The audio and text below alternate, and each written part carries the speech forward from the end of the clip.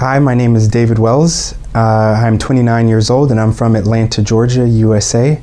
All right, so what do I do here in Yekaterinburg? I teach English at a language center, and in my free time I also perform in a band, and we travel around Russia sometimes and we perform for people.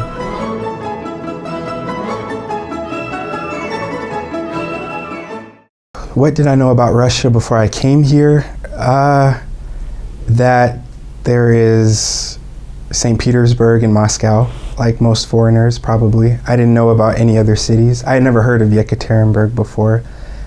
So yeah, I knew very little, just from what I had heard and seen in movies, that Russia is a very cold country and that there aren't a lot of colors, that the buildings are gray and dark.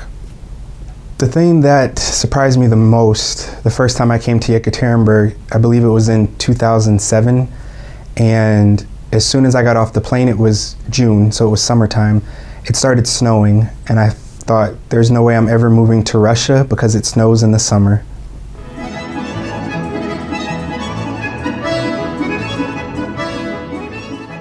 What would I suggest for my friends to do here in Yekaterinburg? What do I think they would enjoy doing?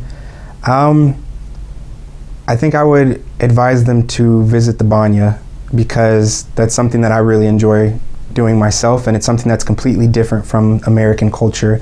We don't have the banya in American culture. We have saunas, but usually you find saunas in sports gyms and people go for 5 or 10 minutes after they work out. And so in Russia, the banya is a complete experience. It's something that you go for hours. You know, you can go with your friends, you can have long, deep conversations about life and get to know one another better. And so I would definitely tell them to go to the banya and have that experience.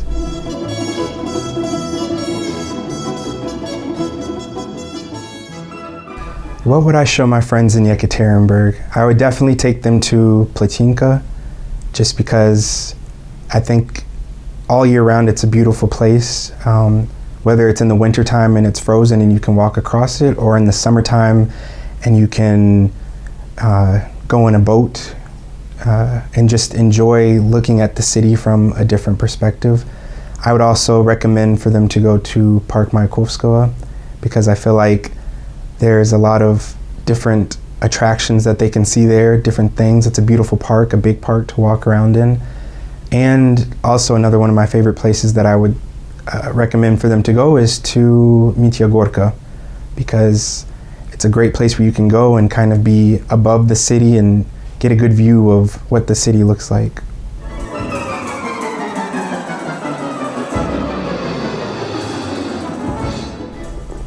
All right, so what in Russia was strange or unexpected for me coming here?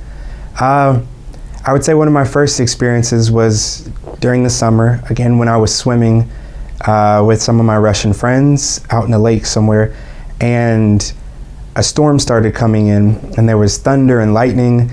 And in America, they always tell us if there's a storm, if there's lightning, that you need to get out of the water, because if it strikes the water, you could die.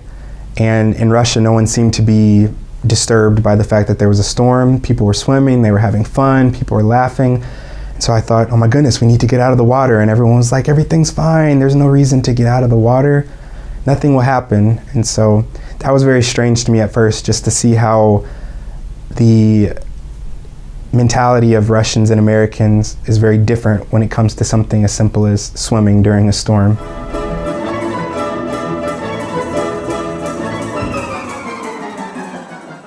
My most memorable New Year's, I would say, probably my first, I think, or maybe it was the second year that I was here for New Year's, and my friends thought it would be a good idea to go to the ice city in the center of the city.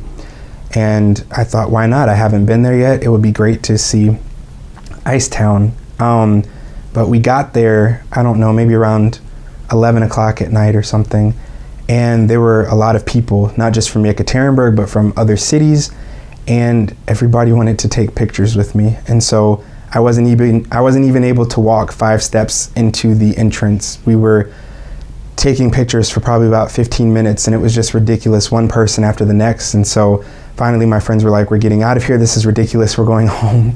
And so I didn't get to see Ice City that year, so that was a really memorable New Year's experience for me. So I know now not to go to Ice City on New Year's.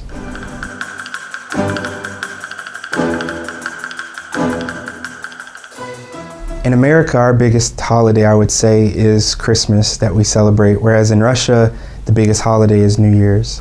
So in America, we have Santa Claus, and usually as children, you go to a mall where you line up, and there's his little elves that, Santa's little helpers, and children go one by one and they sit on Santa's lap and they say, "Oh, Santa, I would really love it if this year you would bring me, a train set for Christmas, or I'd love it if you could bring me the new Xbox or something." The difference, I would say, is that children in Russia, they might have to actually do something for their presents. In America, we just tell Santa what we want and we say, "Okay, Santa, great, bring me this." And in Russia, they might have to say a poem from memory or sing a song in order for Santa to promise them to bring something for them. So that's a big difference.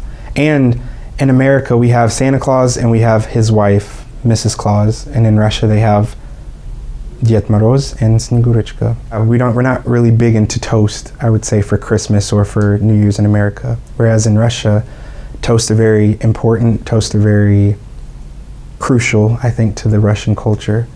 And people can go on with toasts for a very long time, wishing happiness, wealth, success, a family, lots and lots of money, different things.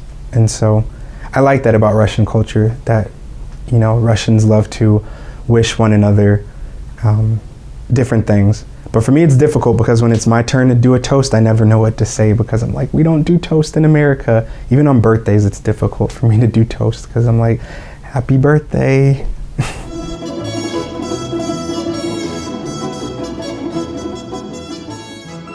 Three things that you definitely have to do in order for it to be an official, real New Year's. You have to have mandarins on the table, and the table has to be filled with all sorts of salads. Olivier, patshubay, I don't even know the names of all the salads, crab salad, but there has to be lots and lots of food. There has to be mandarins. There has to be a Christmas tree, obviously, in order for it to be, or a New Year's tree, in order for it to be New Year's. And you have to listen to the president's speech. I mean, you can't start the new year without bringing in the new year properly. Everyone listens to the speech, and so I feel like those are three things that everyone in Russia does, unless you're sleeping, of course, but hopefully no one's sleeping when the new year is coming.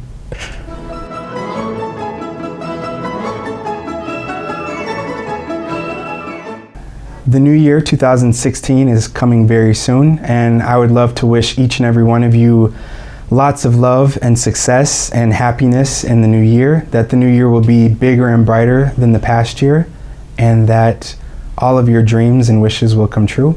And I'd like to leave you with a little song to send you off on your merry way. Oh, holy night, the stars are brightly shining. It is the night of our dear Savior's birth.